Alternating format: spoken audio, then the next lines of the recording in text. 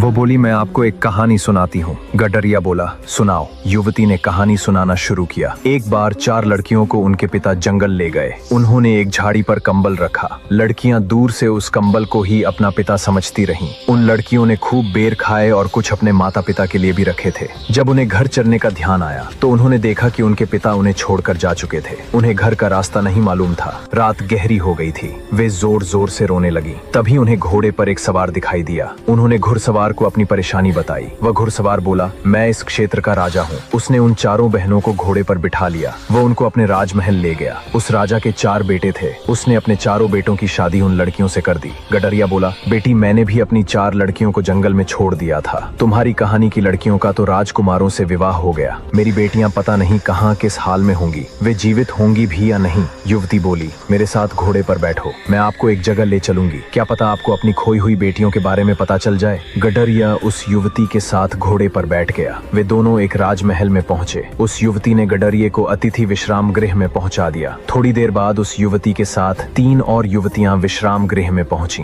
उन युवतियों को देखकर गडरिया सोचने लगा, मेरी लड़कियां अगर जीवित होती तो इन्हीं की उम्र की होती। इन 4 युवतियों की शक्ल सूरत मेरी बेटियों से मिल भी रही है। हो सकता है ये मेरी ही बेटियां हों। मुझ गरीब की बेटियां और इस राजमहल में? नहीं, ये मेरी बेटियां नहीं हो सकती। पिताजी, जिस हलवा को खाने के लिए आपने हमें बेर के जंगल में छोड़ दिया था, क्या वो हलवा अभी भी बचा है? सबसे छोटी लड़की की कही इस बात से गडरिया अपनी सोच की दुनिया से बाहर आ गया। क्या मुझ गरीब की बेटियां इस महल में? गडरिये ने आश्चर्य व्यक्त किया। सबसे बड़ी लड़की बोली, पिताजी, इस संसार में जो भी स्त्री या पुरुष जन्म लेता है वह पूर्व जन्मों के कर्मों के अनुसार अपना भाग्य साथ लेकर आता है। आपने अपनी जिम्मेदारियों से बचने के लिए हमें बेर के जंगल में छोड़ दिया था।